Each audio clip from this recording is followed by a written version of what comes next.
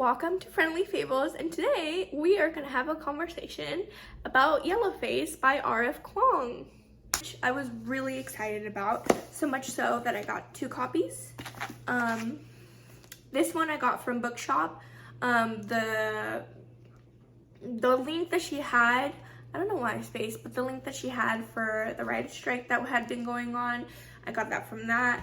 And then I got the Waterstone edition, which came signed, that has sprayed edges. And also, what I love about this edition, is the naked cover. If you can see the eyes, and then look how cool that looks. I absolutely love this. It's beautiful. Yeah, it's gorgeous. So I'm really glad I got both editions, because this one, you know, it's gorgeous, beautiful, and it's gonna stay, you know, displayed on my shelf and remain gorgeous forever. And then I have the other one, which I have annotated the hell out of. You can't see my tabs because I don't like them sticking out, so I put them right on the edge of the page so that, like, when I pull it out, I can see it. But yeah, I don't like them sticking out, so that's what I do. But yeah, I have annotated the heck out of this. Just like almost every other page has something on it, something written on it. So I could talk about this book for ages, but I'm not going to. Instead, oh, and if it isn't obvious, there will be spoilers in this video. And it's not like really a review, because I'm really just gonna be talking about things that stuck out to me. I mean, I guess if I had to give it a review, it would be 4 out of 5 stars. The 4 particularly could just be me, because, you know, I was trying to get through it, and around the 200 pages mark, I was just kind of getting really sick and tired of being in this white woman's head. That's really it. Like, that's insane to give it a star for, but it just, like, I take a star for, but I was done. I was done. And just getting to the part where, you know, at the end, the intern is the one that's, you know, been doing it. I just felt like that could have come sooner. I just felt like the last couple pages of her just like moaning and bitching because, you know, she was going to be found out were just a little too much for me. But it could also just be just because I was exhausted, like me myself. But yeah, so I'm just really going to talk about things that stuck out to me, and obviously the big old age question: who gets to tell a story and why? But I'm gonna leave that big old conversation from the end, and I'm just gonna, you know, go through what I loved about the book and scenes that I loved. So the first thing that stuck out to me was this conversation about translation, and not just because I loved her book Babel, or Babel. Is it Babel or Babel? No. Anyway, not just because I really love that book, but because it's a conversation that I actually had in one of my writing classes while I was in college, because most of my class was international, or we were people of color. So it was, you know, a poignant conversation to have in my class, which is, do you translate things in books? And, you know, June is not a fan. Like, I have, like, it makes the prose frustrating and inaccessible, to which, you know, I have in the margins, I know for a fact, written accessible to who, frustrating for who, which is really the first thing that I want to touch on, which is like, why does it have to be English white speaking people that are the default audience, which again is a conversation we had while I was in college. And my professor asked us, again, because we were majority people that spoke more than one language, what do you feel about translation? And, like, should you have to translate, you know, foreign languages if you're writing in English for the audience? And I speak both English and Spanish, so my works have both English and Spanish. yeah, and I don't know, I don't remember my classmates, you know, arguments for not translating or translating, but I do think it speaks to the fact that like it's a conversation we're having, especially now with like, because at the time own voices was like a really big thing, like that hashtag had just, it was either like just not invented but like getting traction, or something had happened that there was a lot of traction, so we were talking too a lot about own voices and like what that means, which again goes back to that big question of who gets to write a story. But yeah, we'll touch on that in the end. I also really wanted to talk about you know, what June said about the final, not the final draft, what was it called? I forgot. The last front. That's what the book was called. Let me just double check. Yes, The Last Front. And what she was saying and what her and her editors and her, you know, group of people were saying about the original draft.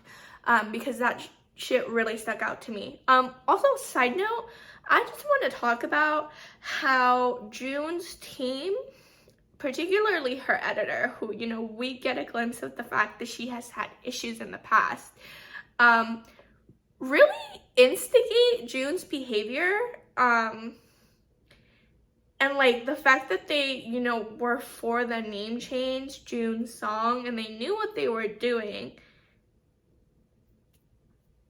Insanity. Like, I feel like that needs to be talked about. Like, this, sure, June was a piece of shit trash, but so were the people around her who were allowing her to do this shit and even encouraging her to do this shit, because it was her team that came up with the name change, and she was like, it's innocent, it's nothing. And then there's the scene where she goes to the I'm sorry if this is getting out of track, it's gonna be like this, but where she goes to the church and speaks to the group of people that think that she's Chinese, right? So shows up, and this lady's here to pick her up, and she's like, do you speak Chinese? Like, she asked you, and she's like, oh, no, and I'm also like, not Chinese. Like, this is just like my middle name, and I just, you know, I just did it because like I just felt like a new start. And obviously the lady's like, what the fuck? It's very misleading. I mean, she doesn't say it, but we know that's what she's thinking. She's like, what the fuck? This is very misleading. And in her head, June's like, I didn't do it on purpose. I wasn't meaning to mislead. It's not my fault that they make assumptions. As if it wasn't like a couple pages, not a couple pages, but like earlier in the book where she was like, yeah, I know, like it's misleading, but oh well. I don't know. I just think it's very important that we know that it wasn't June acting alone. Like, her group was encouraging her to do this shit. Which, right, is R.F Kaung's point about the publishing industry as a whole. But yeah, what was my original point? Oh, yes, I wanted to talk about what they were saying about The Last Front's original draft. Because things that stuck out to me was... Athena's original text was almost embarrassingly biased. The original draft made you feel dumb, alienated at times, frustrated with the self-righteousness of it all. And the new version is a universally relatable story, a story that anyone can see themselves in. And we softened the language. And then there's also the scenes that they took out and the scenes that they added. Which goes to my earlier point of accessible to who? Frustrating for who? Because June is editing this draft as if she and people like her are the default audience, right? When she says accessible, when she says alienated, she means people like her. She means white people. She means white people that speak English. They're the ones that feel alienated. They're the ones that are going to get frustrated. They're the ones that are going to feel dumb because they don't understand. But that's why Athena and writers like her are writing those stories, because they're stories that have not been told and that are not always going to be accessible to a wide audience. But you didn't see that, right? And like, that's like a huge point, right? Because it's also asking like, yeah, Who is accessible for? Why are you the default audience? Why is this the way that we defaultly write books and expect books to be? The default is always white, and it's poking holes at that. But yeah, I just thought that was really interesting. And again, you know, being a writer myself and having gone to college for writing and having these conversations in class, which we had a lot, right? Of like, who gets to tell a story, why, yeah, I just thought that was really interesting, and I definitely think it's a conversation that's ongoing and that is worth having and that we need to have, and that it's nuanced. Yeah, I don't know. Also, the embarrassingly biased, because, you know, the British were the evil people in this narrative, because they were. Sure, there was the, you know, sparse people, British people, that were not complete shits and assholes. But that's sparse, and that's like not the point that the last front was going for. We can assume that that was not the point. Athena was not out to be like, you know, like, the British were bad, but, you know, there were the nice people. She was out to showcase how horrible the Chinese laborers were treated. That was her point. Not to try, but whatever. Again, I just thought it was really frustrating to read. I mean, but props to R.F Kaung. Like, lots of props, because she really out here. Like, being in June's head gave me a headache, because R.F Kaung did such a good job of, like, making you buy into this woman's bullshit. Like, reading the paragraphs where she is justifying her actions, it's sad, because you get it, right? Like, you get it. And it's shit that, like, you know, people like me, people of color, know, and we hear it. Despite the fact that you think that shit's in your head, we hear it and we know. Like, we know this is what you're thinking.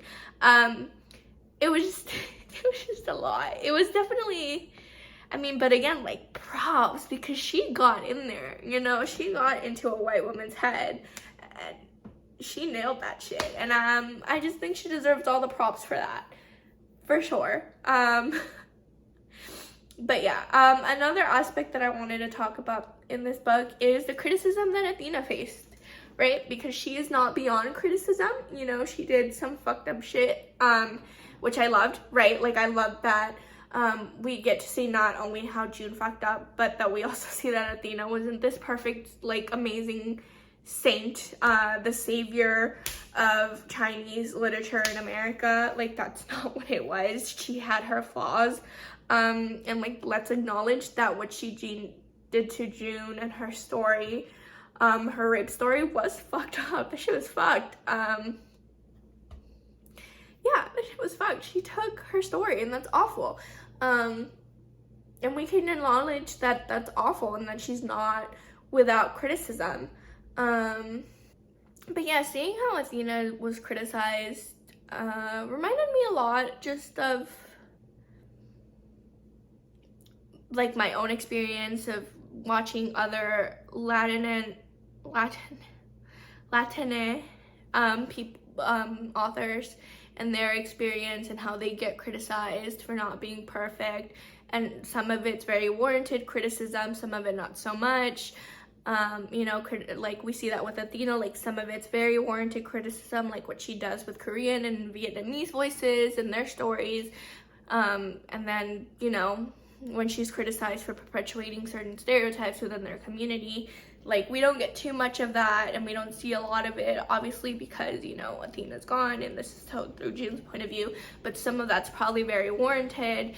And what that means for other people of color who write from their experience but also perpetuate these negative stereotypes without meaning to, or maybe just because it's their experience.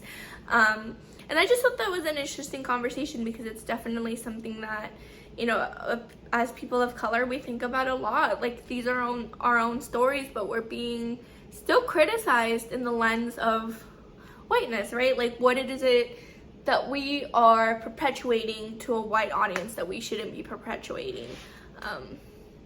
Which, again, it's just an interesting conversation, and it's ongoing, nuanced. Reminds me of that TED Talk by, what was her name? Chimamanda Adichie. I may be pronouncing that wrong. I'm so sorry. But her TED Talk, The Dangers of a Single Story, because, you know, like, Athena is not the representative of Chinese voices and the Chinese American experience, and none of us are, right? Like, no one author of color specifically is the sole person in the singular story of a people, a culture, a nation, a country, a race. And yet, because we are writers of color, we are still pigeonholed and we're still expected to enact as if we were. And as that TED Talk warns, if we only hear a single story about another person or country, we risk a critical misunderstanding. But, like, I don't know, we critique ourselves because it's necessary, right? Like, criticism within our own communities, it's necessary.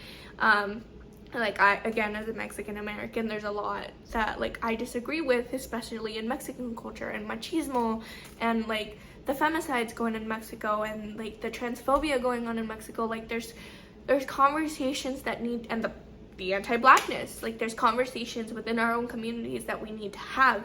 And so we need to be able to criticize authors and creators in our space in a way that is helpful to ourselves. But I think because we are all being constricted in this lens of whiteness and the Western world, it's sometimes more about how we are seen by a wide audience than it is about actually helping our community. Yeah. But yeah, I don't know. I just, again, it's a conversation that I'm still learning myself as a writer, and still having with myself and with other writers in my community.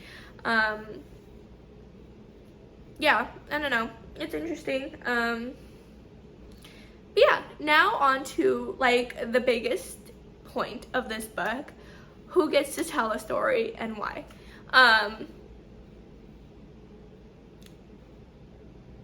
And like I said,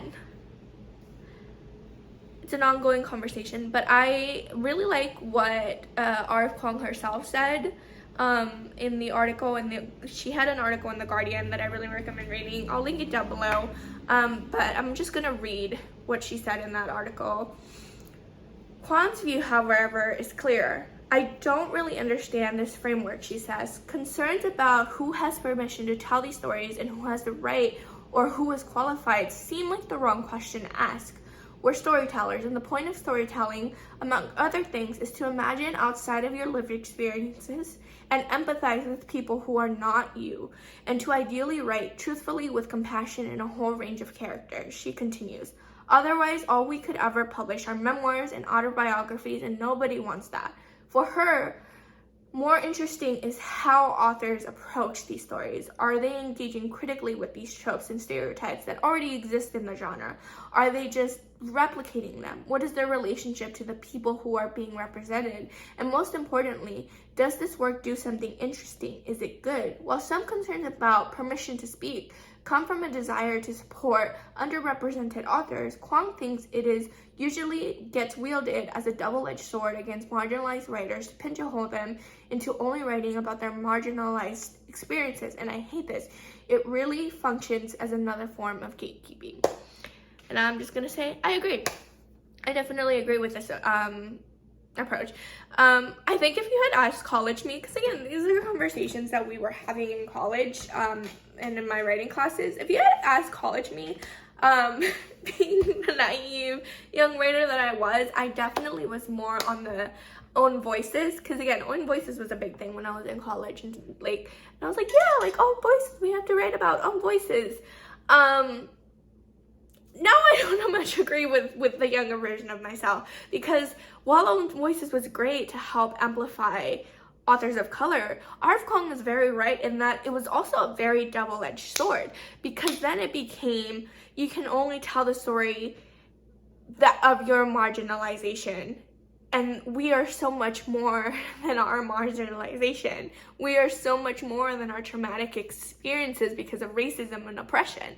And yeah, like, I agree with this. It is more about how you engage with the narrative, how you engage with stereotypes, stereotypes, and with the culture and what you're writing about. I think that Shakabari is a really good example of this, right? Because she is a white woman, but she converted to Islam, and she takes a lot of inspo from that, from the religion, from her conversion, and she did it on her own, and she did the research, and she's well loved. Like, the series is well loved, well deserved too, because the series is fantastic. And it was about her relationship to the culture, right? Like, she didn't initially start off as she didn't initially start off, you know, having a faith in Islam, and she converted, but she still did her due diligence, and I think she went to school for it. I'm sure it's here somewhere. Let me see. Oh no, I missed it. Hold on.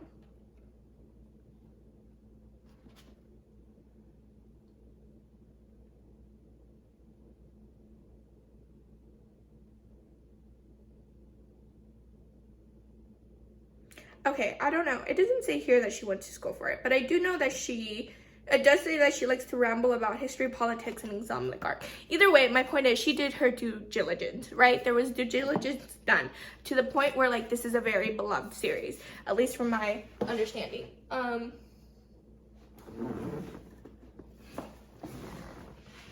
Which, again, goes to show that it's about your relationship and the due diligence and the respect that you as an author have towards a group that may not, although in her case she is Islamic. So it really is about the relationship that you have with the culture, the due diligence that you do, the research, the respect that you have. And so I'm more on the side of R.F Kaung, that it doesn't necessarily mean that only a Chinese person can write Chinese stories, or that only a Mexican person can write Mexican stories. It is about doing it for the right reasons, with the right mindset. Yeah.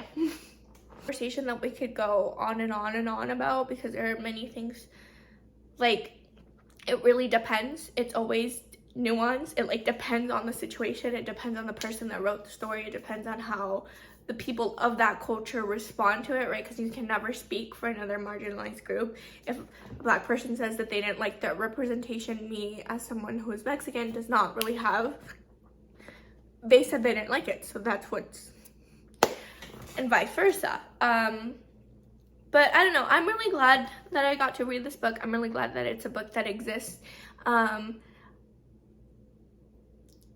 And I enjoyed it. I really enjoyed it. And I'm glad that it's starting off, it's initiating these conversations, which I think are really important to have, especially in the publishing industry, especially because of the way that the publishing industry works, as we see her, you know, lay out in this book. But yeah, those are my thoughts on Yellowface, what was going on through my head while I was reading this. But let me know down below in the comments what your thoughts were, what your answer to the big question, who gets to tell a story and why, is.